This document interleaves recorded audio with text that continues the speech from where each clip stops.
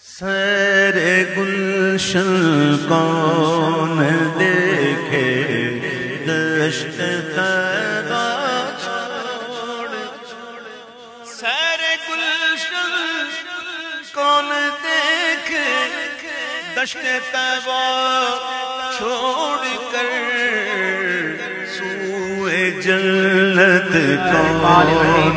صلاۃ و سلام علیک یا سیدی یا رسول اللہ، خیرکم من تعلم القرآن وعلمہ، اللہم بارک لنا فی رجب و شعبان وبلغنا رمضان۔ جو اسلام بھائی نئے ہیں ہمارے چینل پر، ہمارے چینل کو سبسکرائب کریں، لائک کریں اور کمنٹس دیا کریں۔ اللہ پاک جو ایسا کرے ان کے والدین پر اپنی رحمتیں برکتیں نازل فرما، کورونا وائرس اور ہائر وائرس سے مسلمانوں کی حفاظت فرما۔ ساری مخلوق کی آواز سننے والا فرشتہ، سرکار مدینہ راحت قلب و سینہ فیض گنجینہ صاحب معطر پسینہ صلی اللہ تعالیٰ علیہ وآلہ وسلم کا فرمان شفاعت نشان ہے، ان اللہ وکل بقبری ملکن، بے شک اللہ تعالیٰ نے ایک فرشتہ میری قبر پر مقرر فرمایا ہے، آتاہ اسماء الخلائق کی، جسے تمام مخلوق کی آوازیں سننے کی طاقت بھی اللہ پاک نے عطا فرمائی ہے۔ آقا فرماتے ہیں فلا یصلی علی احد الی یوم القیامت الا ابلغنی باسمہ و اسم ابیہ ھذا فلان ابن فلان قد صلی علیک، پس قیامت تک جو کوئی مجھ پر درود پاک پڑھتا ہے تو وہ مجھے اس کا اور اس کے باپ کا نام پیش کرتا ہے، کہتا ہے فلاں بن فلاں نے آپ صلی اللہ تعالیٰ علیہ وآلہ وسلم پر درود پاک پڑھا ہے۔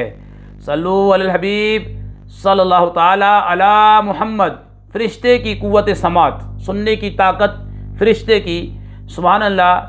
درود شریف پڑھنے والا کس قدر بختور ہے کہ اس کا نام بما ولدیت برگاہ رسالت میں پیش کیا جاتا ہے۔ یہاں یہ نقطہ بھی انتہائی ایمان افروز ہے کہ قبر منور علی صاحب الصلاۃ والسلام پر حاضر فرشتے کو اس قدر زیادہ قوت سماعت دی گئی ہے کہ وہ دنیا کے کونے کونے میں ایک ہی وقت کے اندر درود شریف پڑھنے والے لاکھوں مسلمانوں کی انتہائی دھیمی آواز بھی سن لیتا ہے، اور اسے علم غیب بھی عطا کیا گیا ہے کہ وہ درود پاک پڑھنے والوں کے نام بلکہ ان کے والد صاحبان تک کے نام جان لیتا ہے۔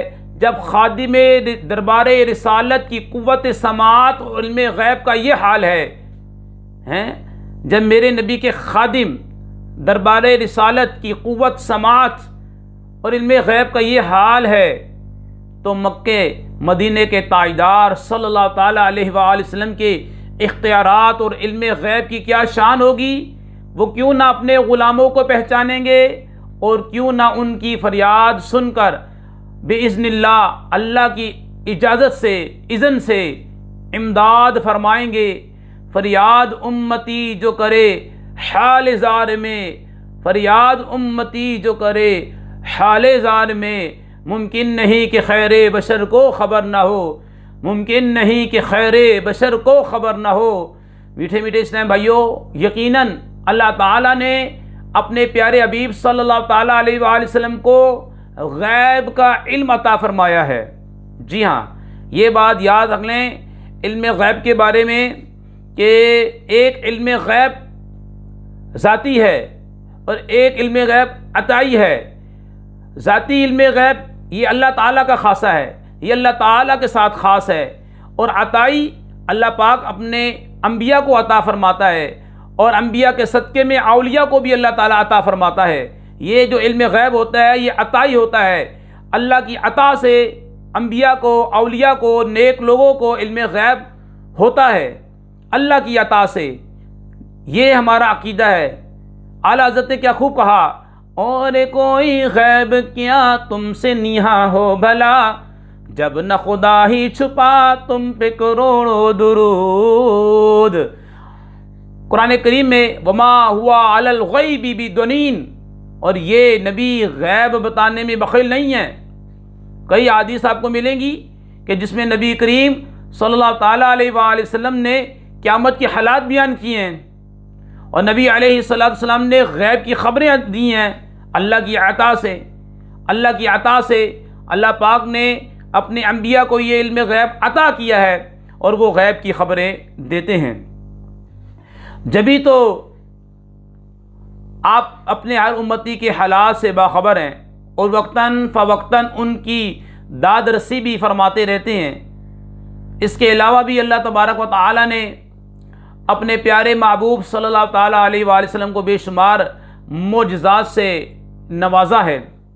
ہمیں اللہ پاک سے دعا کرتے ہیں ہمیں وہ عقیدہ جو کہ صحابہ کا عقیدہ تھا، جو صدیق اکبر کا عقیدہ تھا، صدیق اکبر رضی اللہ تعالیٰ عنہ کا جو عقیدہ تھا، فاروق اعظم کا جو عقیدہ تھا، عثمان غنی کا جو عقیدہ تھا، حضرت علی شیر خدا کا جو عقیدہ تھا، تمام صحابہ کا جو عقیدہ تھا، اللہ پاک اسی عقیدے پر ہمیں موت عطا فرمائے اور وہ لوگ نبی کریم صلی اللہ تعالیٰ علیہ وآلہ وسلم کے علم غیب کے بارے میں ان لوگوں کے دلوں میں ایسی ویسی کوئی بات نہیں آتی تھی۔